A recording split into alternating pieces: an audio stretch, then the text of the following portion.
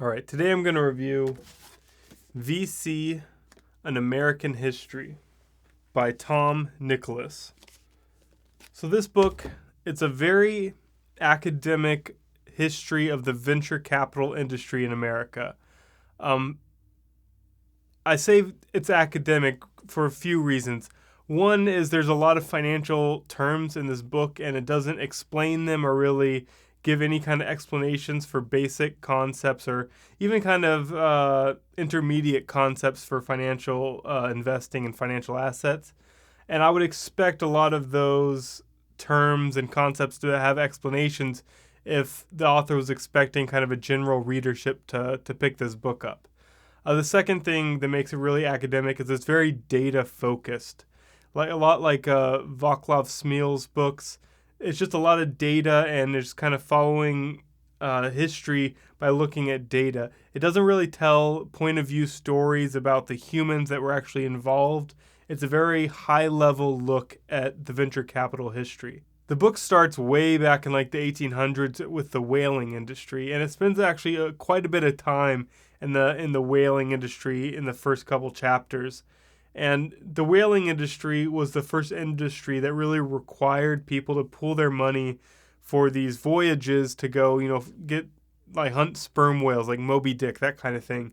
And a lot of them were very hit or miss, but it's the first example of what the author calls long tail investing, where you expect most of your investments to barely break even or to lose money, but the few successes you have will be so successful that the gains will more than pay for the losses of the majority of your other investments. And that's very similar to the modern venture capital industry, and that's why the author kind of traces the history back to this point.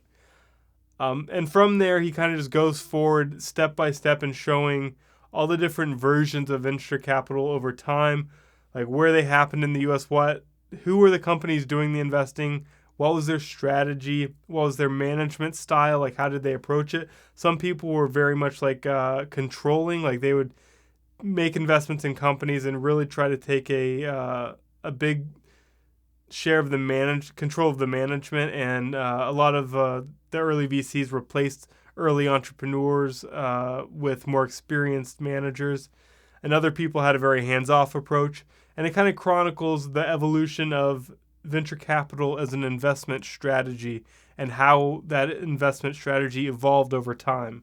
What this book does not cover, what it really doesn't talk about very much at all, is the modern venture capital stories, like from the tech industry primarily in Silicon Valley. The book kind of ends at that point. It covers it a little bit at the end of the book, but it's very brief compared to what most people will probably be expecting. Most people who are aware of the venture capital industry, it's probably going to be through all the tech companies that got venture funding and became these giant, Fortune 500 companies worth hundreds of billions of dollars in some cases. And I think that's what a lot of people, it's that aspect of venture capital that will probably draw a lot of people into this book. And I think a lot of those people will be disappointed. This book really seems like it was written for people with a financial background or within the financial industry.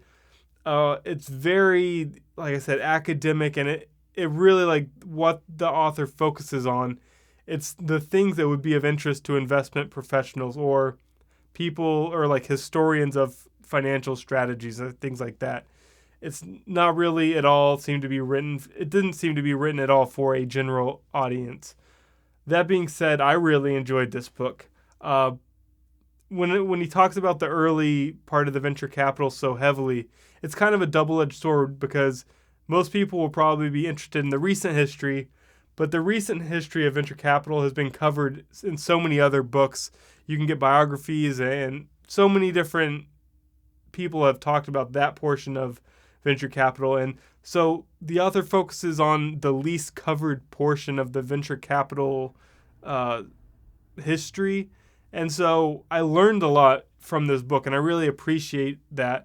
And I appreciated the focus on investment strategies, because I come from a financial background. That's what I do professionally. So a lot of that was really interesting to me.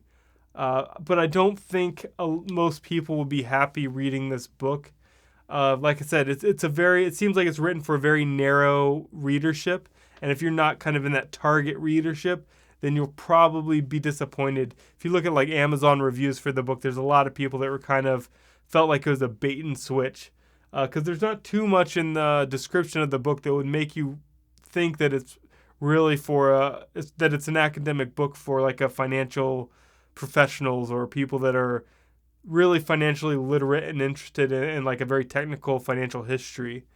Uh, so I think for most people, I'd say pass on this book. But if that is you, if you are interested in like the evolution of venture capital as an investment strategy, then you'll probably really like this book. I really liked the book, but even while I liked the book, it's very it's easy to see why so many people would be disappointed with the book. So definitely beware if you're not in that like target readership for this book. But if you are in that target readership, absolutely pick it up. I really enjoyed it. It kind of is a little bit dry and academic, like I said before, but I think the information really pays off because it filled in so many gaps for me and how venture capital evolved and who were the players and just kind of what happened to get the ball rolling and why it evolved the way it did. I liked all that stuff. So if you're interested in that, pick it up and give it a read. I think you'll probably like it. So I hope you guys like that review. I know it's short. I've got a couple more reviews coming very soon. Also, I have a little bit of a black eye. I was playing with my dogs and I got head-butted by accident. So that's what that's from. That was a nice Christmas present from me. Happened on New Year or Christmas Eve. So that was nice. But I've got more reviews coming soon. So like, subscribe, and hope to see you guys in the next one.